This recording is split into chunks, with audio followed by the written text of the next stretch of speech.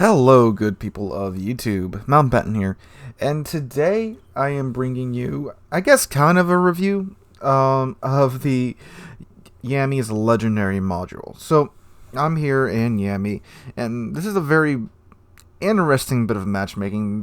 I think there's 4 Yamis on one team, 4 Yamis on the other team, and my team has, I think, at 4 or 5 Des Moines as our cruisers, and the other team only gets 3 Des Moines, however.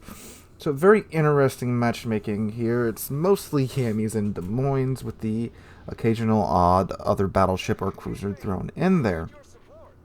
But anyway, so Yamis here.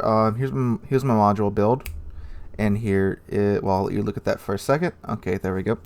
And here is my captain build, and I am using Isoroku Yamamoto as my captain for the Yami. So I got that going for me. So the Yami legendary module. This is actually the only legendary module out of all of the battleship ones that I think is actually worth looking at. Because it does play to the Yami's strengths and doesn't compromise too much with the other ideal module for the for the final module slot. Because for the final module slot on the Yami, most Yami players, myself included, normally roll with main battery mod 3, which gives Yami a 25-second reload time on her 18-inch guns that can overpin, well, any battleship's bow except for the Kurfürst, which technically it can pin the Kurfürst. You just have to get real lucky with the aim and hope that it does hit the one spot where there's a 32mm strip of armor there. So that's a big plus, 25-second reload on these guns. With the legendary module, it brings it down to only 28 seconds, so you are losing in DPM there. But when you lose in DPM, you're making up for accuracy because it does boost your, well, I should say it reduces your dispersion. And if you have the aiming systems module on top of the legendary module, you do get some really nice dispersion. However, it's not like laser accurate as you can see here. It's still highly dependent upon the RNG gods, but you can see there is a very tight group in there. So it is, in my opinion, pretty good, but not entirely worth it, because yes, your guns are more accurate, and if you have really good aim, then yes, this could certainly work phenomenally well for you. And this is the setup I do run when I have to play Yami in clan battles, because this is very, very, very good build for clan battles, especially with Yamamoto.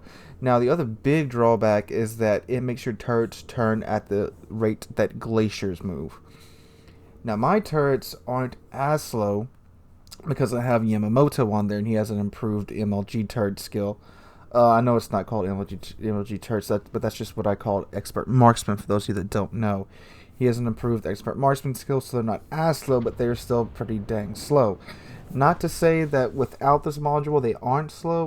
Without the module, if you have main battery mod 3 equipped, it gives you a 13% debuff to the rotation speed. But I believe with the module it's something like 16%. Which, I mean, it doesn't sound like much more, but it's noticeable. Trust me, it is very, very noticeable. So if you take this build on the Yami with the Yami legendary module, you are pretty much delegating yourself to sniper duty, because Yami with extremely slow turrets, unless you have someone like Yamamoto, you don't want to get flanked at all, because your turrets simply are not going to be able to move in time in order to get onto target. That being said, most people play Yami as a mid-range or long-range sniper. This build would definitely work for that. Look at that right there. That dispersion is very, very, very good. If only the Montana was moving up a little bit, that probably would have drilled the crap out of him, but then you threw it into reverse. This build could work for you if you like sniper Yami, which is what Yami is very good at, and that's why I say this module is the only legendary module of all the battleship ones that I think is actually worth it. The Gross Kurfürst legendary module, yes, it does give a buff to the secondaries and the main battery guns, but then it cranks your range down to only 18.1 kilometers, which for a tier 10 battleship, 18.1 kilometers, maximum range. I don't think so. Same thing happens to the Republic, and the Republic is actually pretty good at medium to long range. Most of the time. If you build for it, so I don't think that's worth it either. The Conqueror one pretty much gives it cruiser levels of maneuverability, which I can kind of see with its recent rework where the Citadel has been raised, so you can angle your Citadel harder. Um, but I wouldn't want to give up that main battery mod 3, where you can get more shells down range, because the Conqueror's dispersion isn't all that fantastic. It's probably the worst battleship dispersion. It's like one ahead of the curve first, and like the worst dispersion chart, honestly. Montana, you get some pretty good buffs to your survivability as far as fire resistance and flooding resistance goes. But again, you have to give up that special American artillery plotting room mod 2, which gives you a negative 11% buff to your dispersion. Is that worth the trade-off? If you're having really bad HE spam problems, probably so. But again, you're having to give up that. Oop, there we go. Got that Montana. You're having to give up that special American module where you can have amazing dispersion. Probably second best to the Yami. Ooh, right here, this booster's been HE spamming me, and I'm like, alright buddy, I got you now. You're trapped. He's done Austin Powers himself from between those two islands. And again, this is, look at that dispersion. Great dispersion right there. And bye-bye, Wooster. So again, like I'm showing you, like I'm saying, this is probably the only legendary module I'd actually equip on any tier 10 battleship. The other ones, I just don't think they're worth it. Kremlin, I don't know, does Kremlin even have a legendary module? I really do not know. Huh. I'll have to check into that. I don't know if it has one. I'll add a wall of text here if it does have it. So this is what I'm saying about the Yami's turrets. That Grozavoy is off to my right. It's only 10 kilometers away. But I don't want to rotate my turrets, because I know if I rotate them that way to try to get off on the Grozavoy, one, I'm probably not going to hit him anyway. And two, if I need to rotate them back to deal with these Des Moines, who are much closer to me, a much bigger threat, because that Grozavoy's got Des Moines hunting him down right now, I'd be screwed. And would I do this in Yami without the legendary module anyway? No, but it would be better at it than this build on Yami.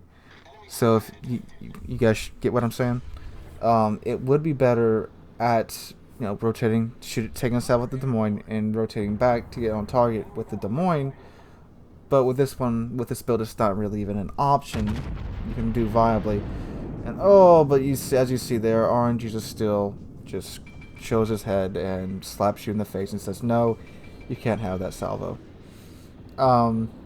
Yeah. Here comes another Des Moines. Like I said, most of the cruisers in this battle are Des Moines. Current situation right now in the game, my team has lemming trained over to A, but we are a moving lemming train, so that is a very good thing.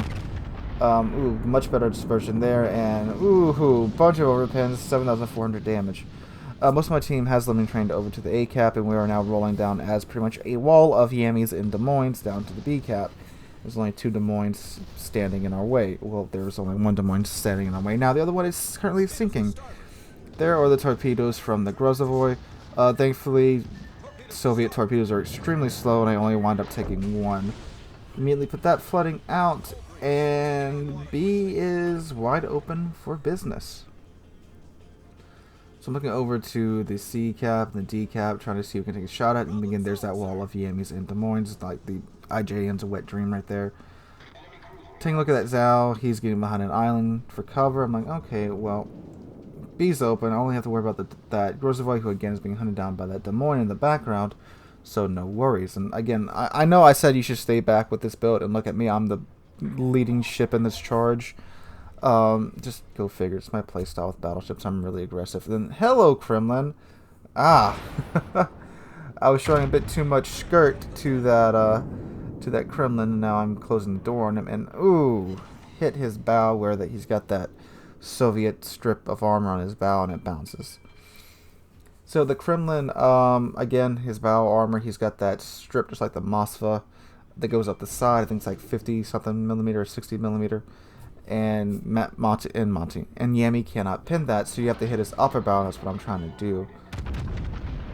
And look, there's a Zao coming in 11 kilometers away. He's coming in broadside onto me. Hit the Kremlin's bow, get 2 pins.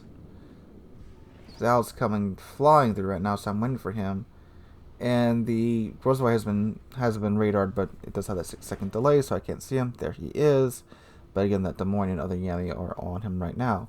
So I'm looking at this Kremlin. Kremlin's got 18-inch guns, but they're not 460s, they're 457s, so he cannot overpin my bow. Should have held that self, and again, look at Orange. He's just saying no for that Zao right there, 8 kilometers away from me, broadside on. And funnily enough, his secondaries started fire on me. Zao's secondaries, of all things. I do get the solo cap, so I do have that under my belt now. Zao looked like he was going to try and turn away, but it looks like that island got in his way. And much better dispersion. And, ooh, nothing but overpins. Now, I did floor it in the Yami because I needed to get speed, because I knew these torpedoes were coming. Zao has torpedoes, obviously. And there's apparently a salvo of torpedoes from the Grozavoy behind me that just missed. And take 2 torpedoes. Ooh, not on the torpedo protection. Hit damage con, hit the repair. And I cannot turn towards the Zao anymore because then the Kremlin would obviously delete me. So 7 kilometers away. What is even that dispersion? But there we go. Get a Citadel. 17k off on the Zao. Turning my Yami more inward, well, to the left, so I can get my 3rd turn on target. So I can get the Zao out of action before he has time to spin around and get his 2nd set of torpedo tubes off on me. And again, this is not the best situation for this build for this Yami, but I mean, hey, it's the situation we are in. Fortunately, the Monty manages to finish him off. So now I'm stuck back in a bow tanking competition with the enemy Kremlin. And there's 2 Yamis on the left that are pushing up. And hello, Kremlin, how you doing? We're only 3 kilometers away from each other. I can pin his bow, he can't pin my bow, so there's no need to even think about switching to HE. And there we go, 11k through his nose. I managed to hit him right on the bow for most of those shots. And, oh, he managed to get 11k through my superstructure. That's why I was looking around. I was like, geez, what did he hit? I believe he managed to hit the conning tower, and that probably caused some of the shells to detonate. Friendly Monte manages to get the one of the enemy Yamatos. And up, here we go again. 8k through his nose and 3k on somewhere. I think one of his shells managed to pin his superstructure. Whew. So this is a very intense staring competition. Ah, he has switched it to HE now. Gets 3k off of my superstructure. Managed to break some turrets and AA. Not like I needed those. He's backing up now. He really should be. Ooh, there we go. 12k. Bye bye, Kremlin. He really should have moved up and angled toward me. Show me his